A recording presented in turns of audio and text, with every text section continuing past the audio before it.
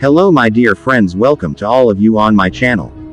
The largest snake ever recorded is the Titanoboa, an extinct species that lived around 60 million years ago.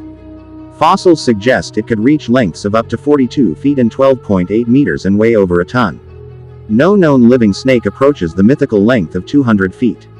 Among living snakes, the reticulated python holds the record for length, with the longest recorded specimen measuring around 32 feet and 9.75 meters.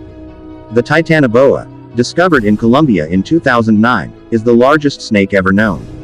Its immense size suggests it was an apex predator in its environment, likely feeding on large prey such as crocodiles and giant turtles.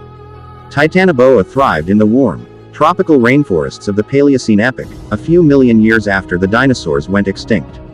The largest living snakes, besides the reticulated python, include green anaconda. Known for its girth and weight, the green anaconda can grow up to 30 feet and 9 meters long and weigh over 500 pounds and 227 kilograms. It is the heaviest snake in the world and is found in the swamps and rivers of South America.